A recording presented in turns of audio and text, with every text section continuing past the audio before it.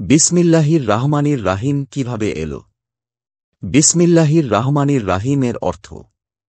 বিসমিল্লাহির রাহমানির রাহিম একটি আরবি বাক্যবন্ধ যুগল বাক্য। এর সরল বাংলা অর্থ পরম করুণাময় অসীম দয়ালু আল্লাহ তায়ালার নামে শুরু করছি।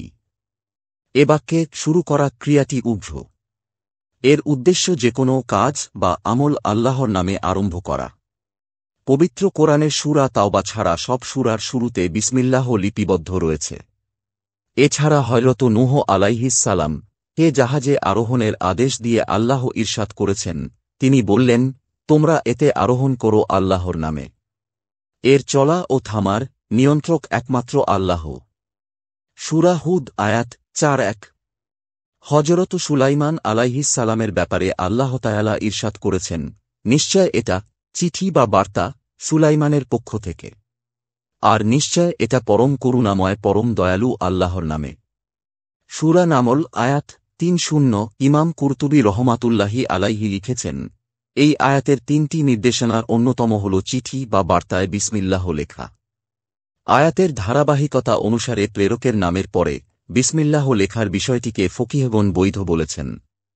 তবে রাসূলুল্লাহ সাল্লাল্লাহু আলাইহি ওয়াসাল্লামের আদর্শ অনুসরণ করে চিঠি, বার্তা বা বাণীর শুরুতে প্রথমে বিসমিল্লাহ লেখা উত্তম। তাফসিরে কুরতুবী সূরা নামলের ৩-০ আয়াতের ব্যাখ্যা দ্রষ্টব্য।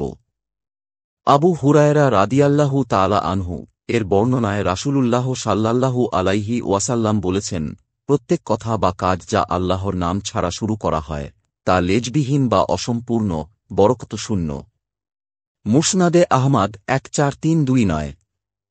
চিঠিতে বা বাণীতে প্রথম বিসমিল্লাহ লিখেছেন হযরত সুলাইমান আলাইহিস সালাম।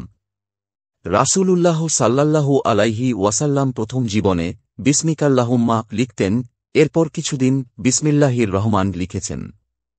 সর্বশেষ সূরা নামলে বিসমিল্লাহর পূর্ণাঙ্গ বাক্য নাজিল হওয়ার পর থেকে তিনি সেটা লেখারই প্রচলন করেন। রাসূলুল্লাহ সাল্লাল্লাহু আলাইহি ওয়াসাল্লাম সমকালীন রাজা বাদশাহদের কাছে বিসমিল্লাহ লেখা চিঠি পাঠিয়েছেন। হুদাইবিয়ার সন্ধিপত্রেও পুরো বিসমিল্লাহ লিখতে আদেশ দিয়েছিলেন তিনি। কিন্তু কাফেরদের আপত্তির কারণে পরবর্তীতে বিসমিকাল্লাহুম্মা লেখা হয়। তাফসিরে রুহুল মানি আহকামুল কোরআন লিল জাসাস খণ্ড ১ পৃষ্ঠা ৮। ঐতিহাসিক মদিনার সন্দেও বিসমিল্লাহির রাহমানির রাহিম পুরাটা লেখা হয়েছিল। আল বিদায়া ওয়ান নিহায়া খণ্ড ২ পৃষ্ঠা ২-৩। বিসমিল্লাহির রাহমানির রাহিম বাক্যবন্ধটি পবিত্র কোরআনের সূরার অংশ নাকি আলাদা আয়াত, তা নিয়ে ইসলামী বিশেষজ্ঞদের মধ্যে মত পার্থক্য রয়েছে।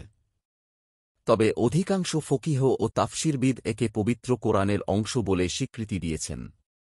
বিসমিল্লাহ বলে সব শুরু করা সুন্নত।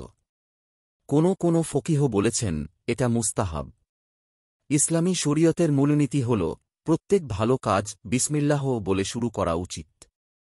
আল্লাহ তাআলা পবিত্র কোরআনে ইরশাদ করেছেন, যেসব প্রাণীর ওপর আল্লাহর নাম নেওয়া হয়নি তোমরা সেগুলো ভক্ষণ করো না, কারণ তা গোনাহ। সূরা আনাম আয়াত ১-২-১। জুলহুলাইফায় অবস্থানকালে একটি ঘটনার পরিপ্রেক্ষিতে রাফি ইবনে খাদিজ রাদিয়াল্লাহু তাআলা আনহু বর্ণনা করেছেন, আমরা রাসূলুল্লাহকে সাল্লাল্লাহু আলাইহি ওয়াসাল্লামকে জিজ্ঞাসা করলাম, আমরা কি বাঁশের ধারালো চোকলা দিয়ে জবাই করব?